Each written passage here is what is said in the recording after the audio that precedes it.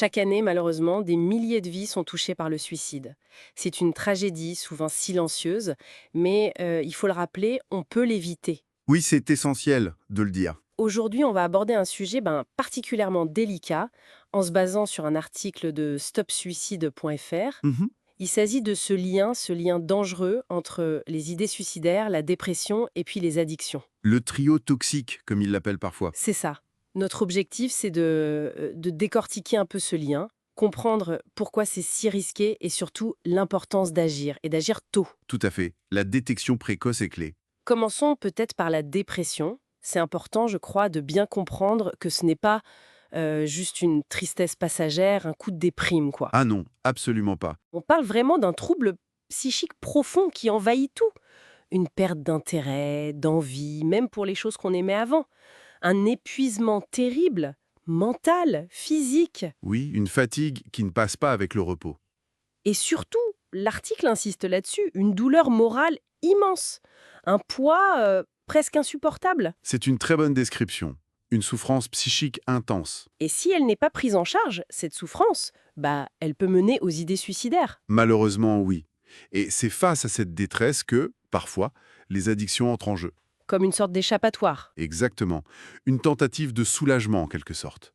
Que ce soit l'alcool, les drogues, ou même des médicaments détournés de leur usage. Et on peut ajouter aussi certains comportements, non? Le jeu, les écrans. Oui, oui, tout à fait. Le jeu excessif, la dépendance aux écrans, ça peut aussi rentrer dans ces stratégies d'évitement. L'addiction, elle peut sembler être un refuge sur le moment, mais c'est un leurre. Un leurre dangereux, vous disiez. Pourquoi? Parce que ça ne règle rien. Hmm, Non seulement ça ne règle rien sur le fond, mais en fait ça aggrave tout.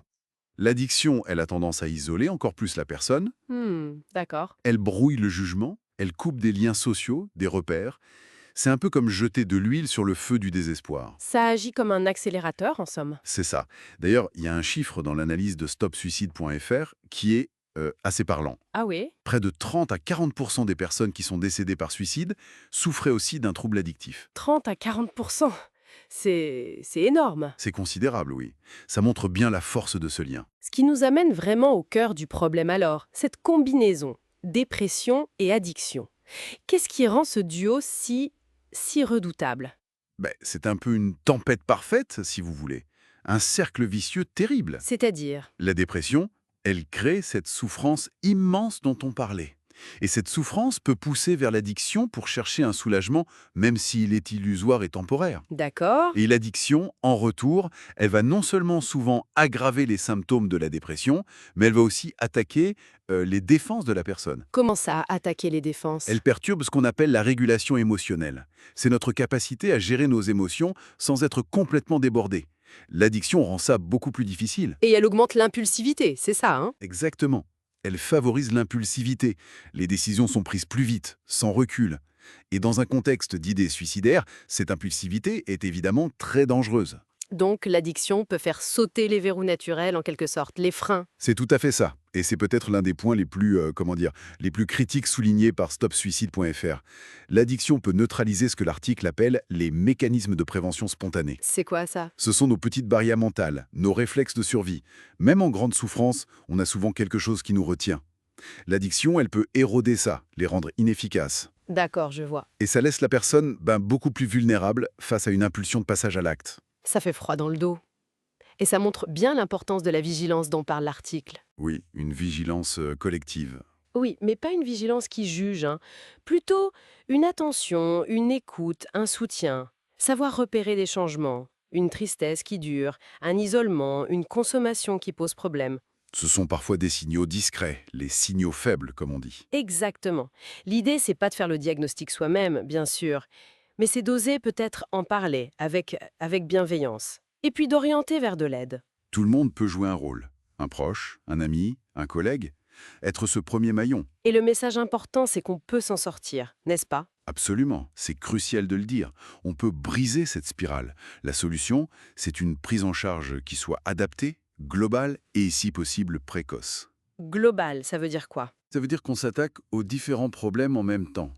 Souvent, ça combine plusieurs approches. La psychothérapie, bien sûr, pour travailler sur la souffrance, sur les mécanismes de l'addiction. Un traitement médicamenteux, parfois? Oui, parfois un traitement médicamenteux est nécessaire pour soulager les symptômes les plus lourds, de la dépression notamment. Et puis, il y a aussi l'accompagnement social, pour aider la personne à reconstruire un équilibre. Et tout ça mené par des professionnels formés, j'imagine. Indispensable. Le médecin traitant, bien sûr, mais aussi les psychiatres, les psychologues, les addictologues.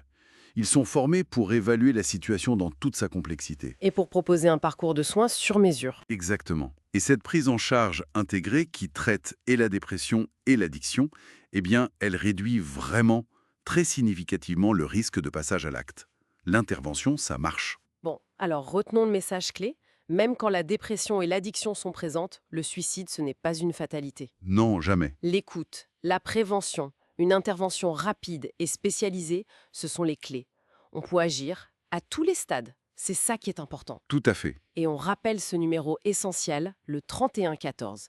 C'est le numéro national de prévention du suicide, gratuit, confidentiel et disponible 24h24, 7 jours 7. Il faut le connaître et le faire connaître. Absolument. Et peut-être pour finir, une petite réflexion pour élargir un peu. Oui, L'article nous pousse à réfléchir à la crise, à l'intervention, mais au-delà de ça, comment est-ce que notre société pourrait agir plus en amont? c'est-à-dire... Sur les causes, quand Oui, je c'est vrai. l'explique. Facteurs sociaux, économiques, culturels, tout ce qui peut favoriser l'apparition de la dépression, des addictions. Comment on pourrait, collectivement, réduire ce terreau sur lequel le risque suicidaire peut grandir? Une question fondamentale, en effet. Une question à garder en tête, voilà. Une réflexion à poursuivre.